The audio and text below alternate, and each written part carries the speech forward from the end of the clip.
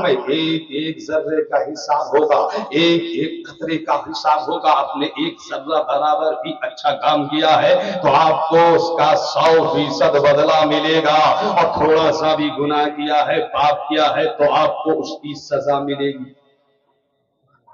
अब जरा सोचो, मैदान महशर होगा, कयामत का दिन होगा, अल्लाह के हुजूर आप खड़े होंगे और आपसे जर्रे जर्रे का हिसाब लिया जाएगा, आपसे खतरे खतरे का हिसाब लिया जाएगा। आपसे पूछा जाएगा, बोलो आप तुम्हारी जवानी कहां गुजरी, तुम्हारा बुढ़ापा कहां गुजरा, तुम्हारा दिन कैसे कैसे गुजरता था, तुम्हारी रातें कैसे कैसे गुजरती थी। जलसागाह में बैठे वालों, जरा 1 मिनट के लिए अपने दिल की तरफ तवज्जो करो। तुम दुनिया में जिस जिस औरत से मिलते रहे, जिस जिस मर्द से मिलते रहे, जिससे जो जो कहते रहे, जहां जहां जो जो करते रहे, उसका पाई पाई का हिसाब अल्लाह को देना है। दे दोगे ना? दे दोगे? कामयाब हो जाओगे? सोचो, तुम्हारी जबान जब जब खुली है तुमने क्या कहा है, सबका हिसाब होगा। चुगली की है, हिसाब होगा। गीबत की है, हिसाब होगा। गाली बका है, हिसाब होगा। जबान से गंदी बातें की हैं, हिसाब होगा। गंदे जुमले निकले हैं, हिसाब होगा।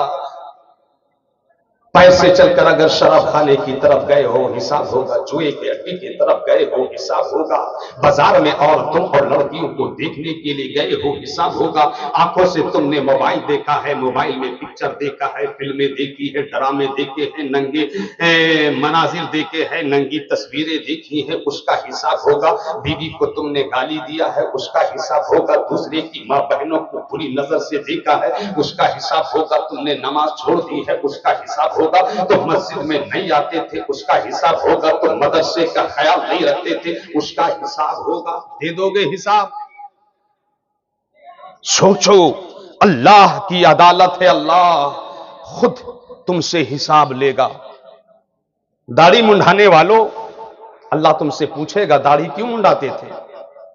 ये तो मेरे नबी की महबूब सुन्नत थी, मैंने तो दाढ़ी रखने में सवाब रखा था, तुम मुंडाते क्यों थे? क्या जवाब दोगे?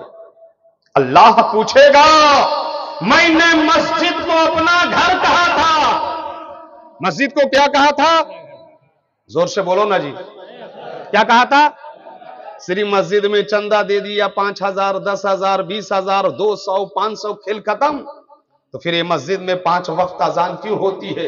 क्यों अल्लाह का मुअज्जिन मस्जिद से ऐलान करता है, हय्या अल सलाह, और नमाज के लिए आओ, हय्या अल फलाह, आओ कामयाबी के लिए आओ। बोलो, अल्लाह तुमसे पूछेगा। और कब पूछेगा? कयामत के दिन पूछेगा। किस हालत में पूछेगा मालूम है? सर के ऊपर सूरज होगा, तांबे की जमीन खौल रही होगी, अपने ही पसीने में लोग डूब रहे होंगे। किसी के अपने पसीने यहां तक, किसी के यहां तक, किसी के सीने तक, किसी के मुंह तक, और कोई गौता जन होगा अपने पसीने में। ऐसी हालत में अल्लाह पूछेगा कि बताओ तुम मस्जिद क्यों आबाद नहीं करते थे? क्या जवाब दोगे? अल्लाह पूछेगा कि तुम्हारी माएं और तुम्हारी बहनें और तुम्हारी बेटियां पैंट शर्ट पहनकर, साड़ी पहनकर, मगर बेनकाब होकर बाजार में जाती थी, स्कूल जाती थी, कॉलेज जाती थी, हॉस्पिटल जाती थी, मालदा में घूमती थी, कलकत्ता में घूमती थी। क्यों तुम्हारी बेटी, तुम्हारी बहू, तुम्हारी बहन, तुम्हारी माएं, तुम्हारी बच्चियां, तुम्हारे घर की, तुम्हारे खानदान की, तुम्हारे मोहल्ले की बच्चियां बेहिजाब रहती थी, बेनकाब रहती थी, पैंट शर्ट पहनती थी, वो रियालियत का मुजाहिरा करती थी, बड़े बड़े मोबाइल रखकर कई कई गैर महरम मर्दों से बातें करती थी? आपके पास क्या जवाब होगा? कोई जवाब होगा? जोर से बोलिए, सारे लोग बोलिए, आपके पास कोई जवाब है? मेरी मां बहनों, तुमसे भी हिसाब किताब होगा। अरे बेहिजाब, बेपर्दा, बेनकाब बाजार जाना तो बहुत बड़ी बात, हॉस्पिटल जाना तो बहुत बड़ी बात, पार्क में टहलना तो बहुत बड़ी बात, तुम बेहिजाब, बेपर्दा, मेकअप करके, लिपस्टिक लगा के, बेहिजाब होके जलसे में भी नहीं आ सकती।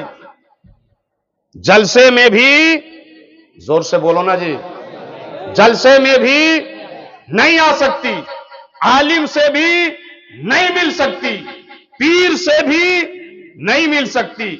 इसीलिए तो मालूम है, इन लोगों के पर्दे का इतना एहतमाम है, इतना